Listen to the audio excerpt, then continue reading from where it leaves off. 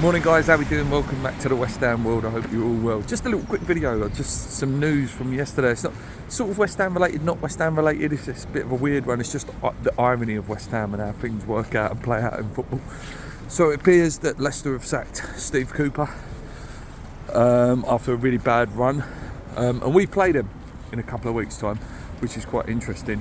Obviously, that could be the first new game for a new manager for West Ham as well. That could be Edin Terzic's first game, or whoever David Sullivan decides is going to be the next manager if results go the way we expect them to go in the next two games. You know, I expect us to lose tonight.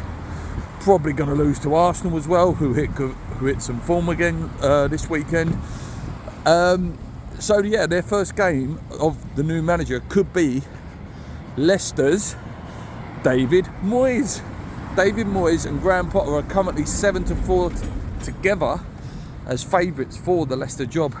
How ironic would that be that David Moyes' first home game for Leicester, because if he gets the job before the weekend they play Brentford, but his first home game would be West Ham.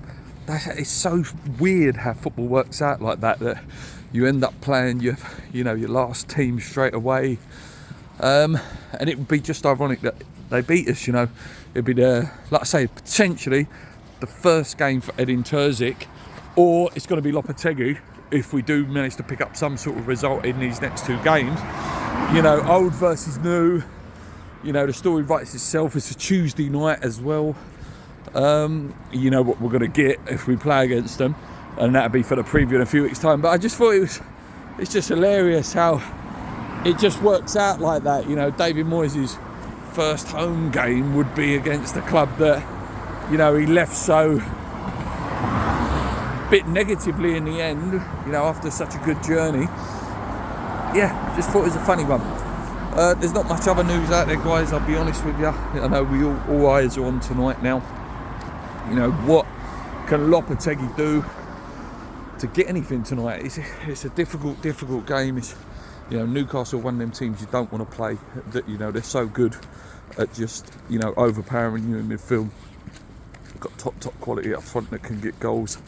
So I'm not expecting anything tonight. The only thing, I said it on the podcast yesterday, the only thing you can hope for is that there's some sort of reverting back to basics for Lopetegui. You know, keep Wan-Bissaka in the left back position, maybe go with two pivots in the middle. You know, keep Bowen on the right, get Jimmy on the left, and just try something. You just try something a little bit different, but back to basics. You know, this system that he's trying, you haven't got the players for it yet. And if there is a way of Lopetegui keeping his job and eventually reaching the style of play that he wants to play, that he played with Seville, etc., he's got to, at the moment, be adaptable enough to realise at the moment West Ham are not that. West Ham do not have the players, do not have the legs to do what he wants to do. And again, it's back to that thing of, do I want Lopetegui there? Not at the moment, for me, personally. I don't think he's doing enough. But I never want a manager to fail. I used to say it under David Moyes as well.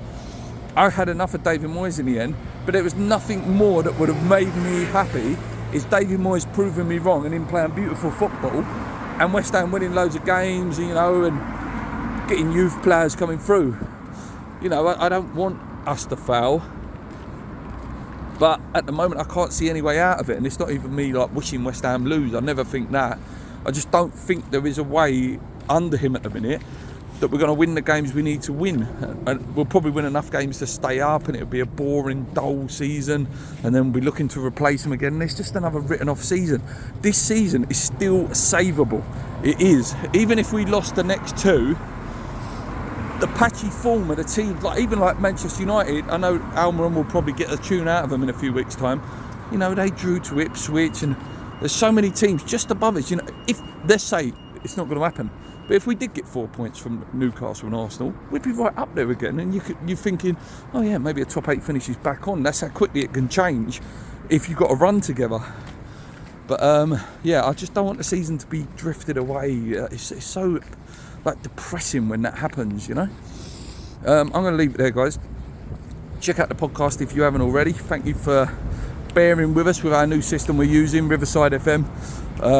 You know, we just had a little couple of tweaks, checking how it all works. I really like it.